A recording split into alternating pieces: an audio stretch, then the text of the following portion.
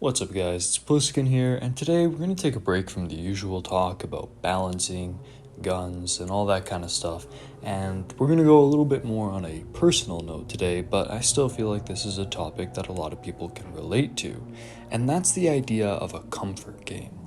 So what exactly is a comfort game? Well, some people play games to beat a challenge, think about your Dark Souls or your Bloodborne. Some people play something like that that's really hard for the gratification that comes from, overcoming the challenge. Some people play games to compete online, be the top of the leaderboard, have the best KD. Some people play games because they like solving puzzles. Some people like to play games because they like being scared. It's a whole bunch of these different reasons for why someone could like a certain game. However, if there's one thing that can bridge all of these genres together in terms of why someone could enjoy them, it's the fact that it could be a comfort game. So, a comfort game, for the sake of this video, could be a game of any genre, any level of difficulty that someone likes simply because it makes them comfortable. So, in order to talk about this more, I'm going to go over in this video here a couple of my comfort games and talk about why I find them so comforting. One thing that can make not just a game but anything comfortable really is a strong sense of nostalgia, a strong power to bring back good memories from a better time. Skyrim for me is one of the most nostalgic experiences I can partake in. I have it on almost every console that I own, however, if there's one version that's especially close to my heart, I'd have to say back on PlayStation 3. I still have save files from there from years upon years ago, and going back to them just kind of brings me back to that moment in time.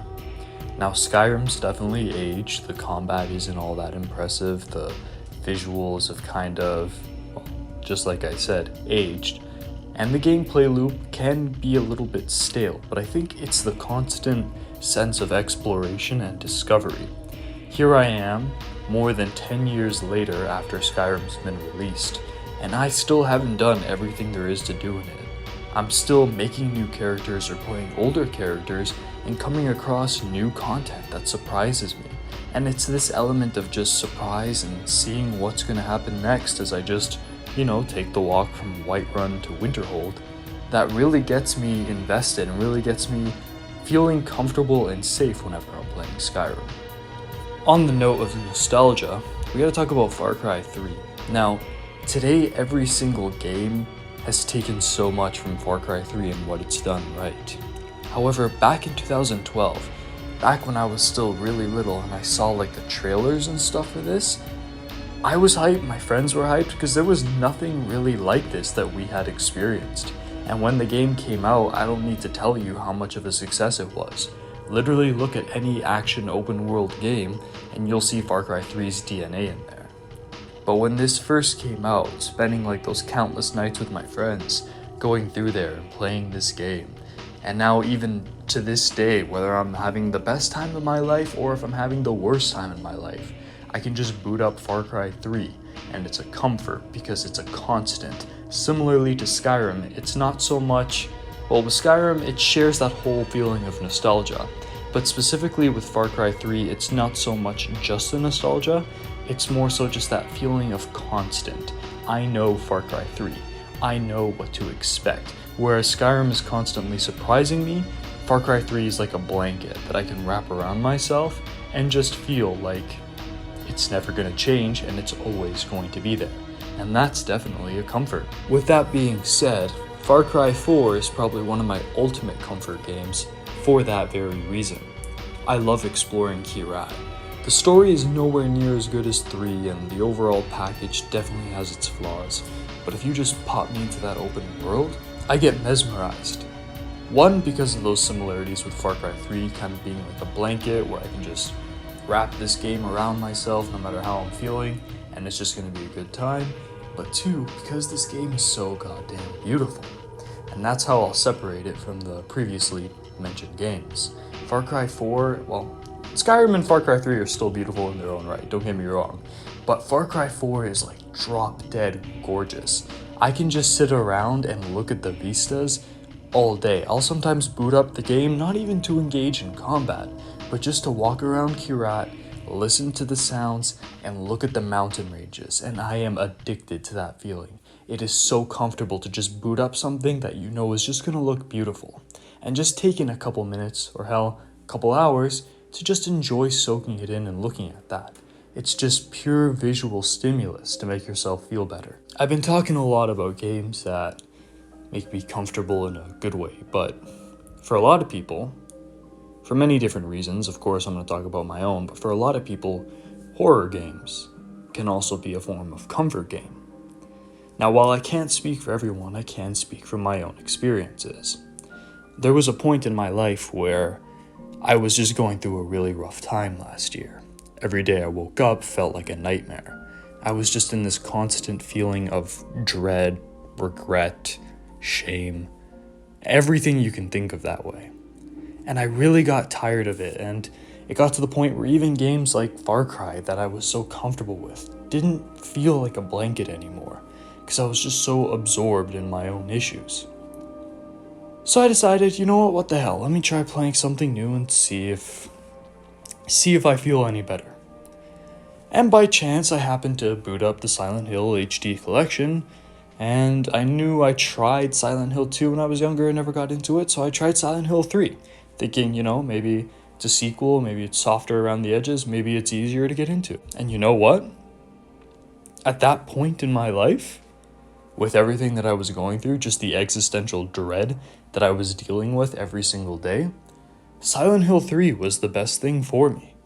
Because it managed to take those feelings, those negative feelings of just shame, dread, pain, all of that, and move it into the digital realm.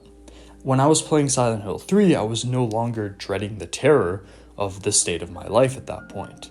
Instead, I was dreading the terror that I was experiencing on screen. It gave me such negative stimulus that it actually drew me away from my own sadness. So for me, in that sense, a horror game can still be a comfort game.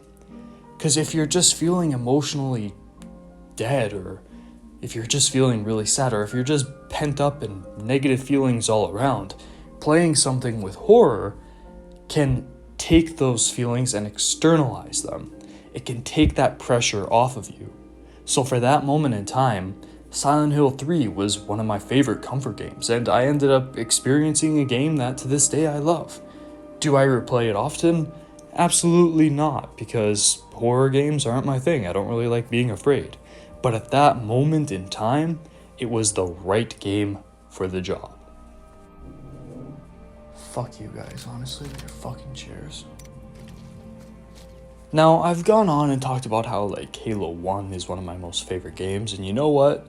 Yeah, it is, and it's still a comfort. Playing through certain missions at certain points is always going to be fun and is always going to be great.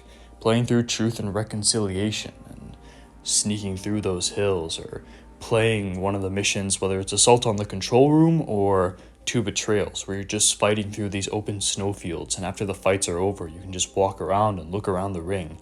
That was always so mesmerizing to me, and to this day, I still do that sometimes. I just boot up Halo to, go through the combat encounters, but then afterwards I just kind of walk around, look around, and wonder. Which is part of the reason why I'm loving Halo Infinite so much. With that game there, it's not just about the combat encounters. Afterwards, if I want to just dick around and explore the ring, I can, and that's amazing.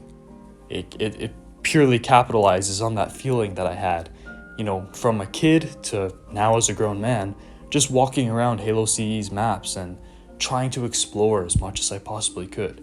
Halo Infinite taps into that potential. But there's going to be more on that later. You know me, there's going to be a Halo Infinite video in the future.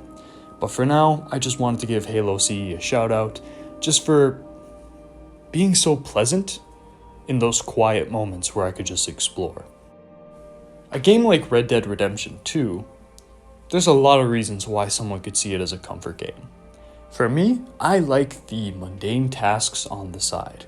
While the narrative is fantastic and I love Arthur Morgan and John Marston, for me, What makes Red Dead 2 so comfortable is just going around the open world and doing just random shit. Hunting and skinning animals, selling them afterwards, making sure John is well fed. Just something that gives me a small list of tasks that are just so mundane that I don't really need to think about and I don't really need to try so hard. I can just turn my brain off. Gotta give Red Dead a shout out for that. But now, perhaps the most important, or my biggest comfort game that I can whip up at any time, and probably a contender for what makes it one of my most favorite games ever. Metal Gear Solid 5. You saw this coming if you know me. Now, I love Metal Gear Solid 2. I think it's the best in the series. I think it's tight, sandbox is good, the tanker alone makes it an amazing 10 out of 10 game. Snake Eater, I've played through more times than I can count. Metal Gear Solid 5, in terms of the tightness of the gameplay, mechanics, and story of those other two games, pales in comparison. But I keep going back to it. Is it the freedom that I have when playing as Snake in the open world and the strategies that I can employ? I'd argue I have that same freedom inside Snake Eater, albeit in a smaller map, but that freedom's still there. Is it the story of Venom Snake and his struggles to rebuild Mother Base? Sometimes, but if I really want a Metal Gear story that moves me, I'll play Metal Gear Solid 2 or Peace Walker. So what is it? What brings me back? It's that feeling of comfort. When I'm in the open world and I'm playing Hollow Notes on the iDroid, going around with tranq weapons, taking out like outposts, bringing guys back to base, or maybe I say fuck it and I want to fuck around with the weapon editor and just take out outposts with new weapons that I got. If I want to do like a really immersive stealth experience, I'll just drop Snake into the open world and run around just trying to get materials, make up little missions in my head, and just do whatever I want. If I want to just go to Mother Base and experience that big boss fantasy of just having this base in the middle of the ocean that you built up, walk by your soldiers, see what's happening around base, overhear conversations, smoke a cigar. It's nice. Whereas Metal Gear Solid 2 is the ultimate like Metal Gear Solid thrill experience, and Metal Gear Solid 3 is the ultimate Metal Gear Solid gameplay experience, Metal Gear Solid 5 is the ultimate Metal Gear Solid chill experience. I am chill when I play this game. All my brain cells are turned off. I mean, if I want to go for a harder mission and turn them on, I can. But if I just want to turn a game on when I'm not in the mood to necessarily play anything or do anything, this is the best game for me. I can just relax. And for a lot of us, that's why we play games, just to have something to relax. Now, I'm not saying, if you play games and you rage and all that kind of stuff, then you're doing it wrong. No, sometimes it's fun to play something that you care enough to the point where you rage. But sometimes it's really fun to play the opposite. And for me, Metal Gear Solid 5 is that opposite.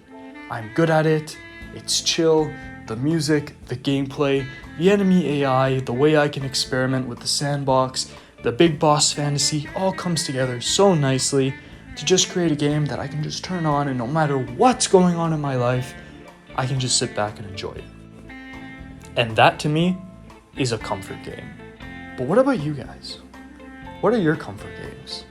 Do you have games like Metal Gear Solid 5 that you can just throw on, play, just turn your brain off and chill out? Or do you not like comfort games? Or do you not think comfort games exist? Do you think it needs to be a genre and you have to play games like, I think it's called Abzu or Journey, where you have games that are catered to making you feel relaxed? Do you feel like outside that genre you can't really have that experience? I don't know. Let me know down in the comments below what you think. I'm interested. Let's talk about this. Anyways, this has been Pliskin. If you enjoyed this video, go ahead and like and subscribe. The channel's been growing a lot recently. That makes me feel pretty nice. Anyways, I'll see you guys in the next one. This has been Pliskin. Over and out.